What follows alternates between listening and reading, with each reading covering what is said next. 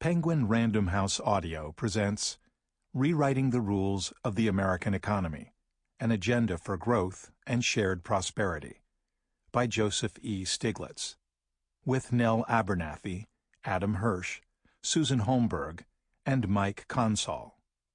Read for you by Fred Sanders.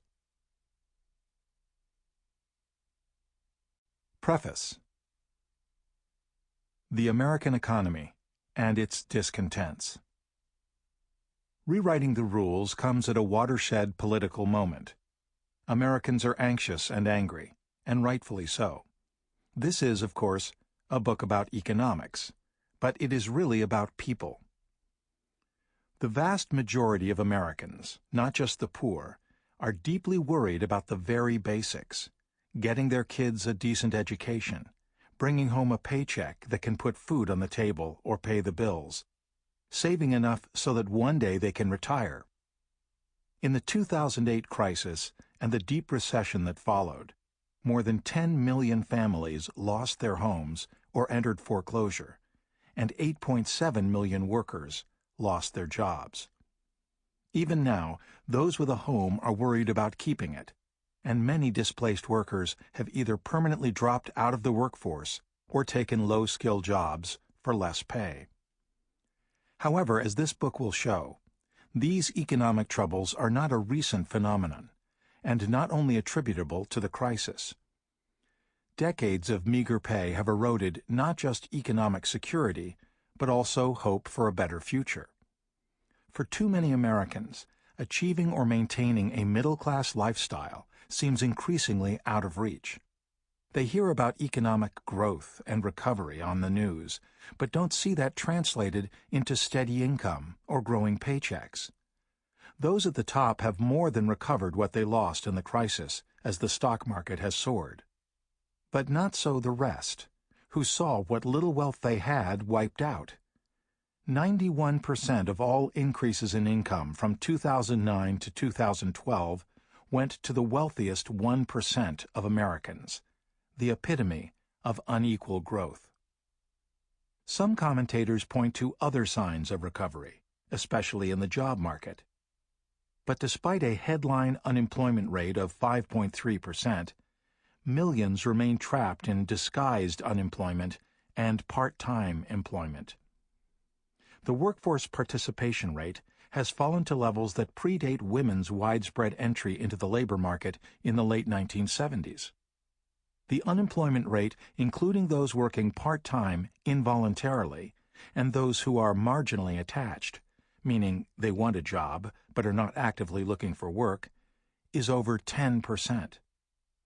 In communities of color, rates are even higher, with unemployment among African Americans double that of whites, as has been true for half a century.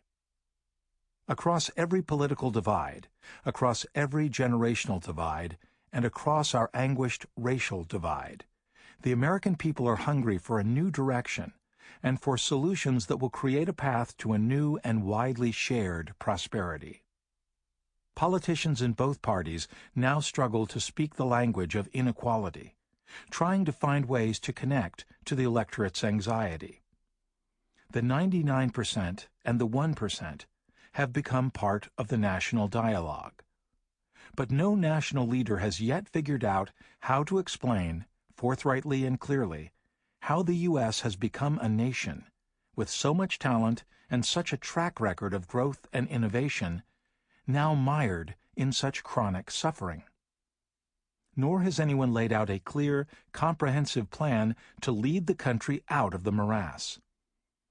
It is in this moment that we offer a simple idea. We can rewrite the rules of the American economy so they work better, not just for the wealthy, but for everyone. Our answer: rewriting the rules. This book has been written to help explain what's wrong with the economy and how to fix it. It lays out a broad agenda for how we can rewrite the rules of the 21st century economy to achieve shared prosperity, with enough detail to show what needs to be done, and to provide confidence that, if there is the political will, it can be done. This book was originally released as a report through the Roosevelt Institute and was intended primarily for political decision-makers. But it struck a nerve far beyond that group. The New York Times called it an aggressive blueprint for rewriting 35 years of policies that have led to a vast concentration of wealth among the richest Americans and an increasingly squeezed middle class. Time magazine said rewriting the rules revealed a secret truth about inequality. The Ford Foundation called the report a landmark. Of course, politicians listened, too. Senator Elizabeth Warren lauded the report as groundbreaking. Advocates, labor leaders, members of Congress, and presidential candidates called, requesting briefings and discussions and further explications of the rules. Importantly, they saw the report as a call to action. What could we do specifically now to begin to create a stronger economy? What we thought we knew about economics was wrong, and why that's a good thing. The core message here is simple. The American economy is not out of balance because of the natural laws of economics. Today's inequality is not the result of the inevitable evolution of capitalism. Instead, the rules that govern the economy got us here. And we can change those rules using what we have learned in economics and what we know about the people who make the rules and how they are chosen. Best of all, changing the rules to promote economic stability for American families will actually be good for the economy. The rules shaping our current economy were informed by an economic orthodoxy that we now know is incorrect and outdated. Supply-side economics posited that constraints imposed by regulations and disincentives imposed by taxes and a generous welfare system were limiting growth, a sharp break from earlier decades when Keynesian economists emphasized insufficient demand as the limiting factor. Supply-side ideas led not only to deregulation and lower tax rates on top incomes, but also to cuts to social welfare programs and public investments. The results are now in. We cut top tax rates and repealed regulations, but the benefits didn't trickle down to everyone else.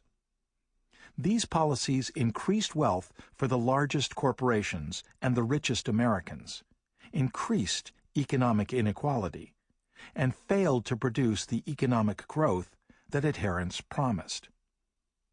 There has been a radical shift in economic theory since the middle of the 20th century, and a raft of new evidence allows us to better understand the strengths and limits of markets.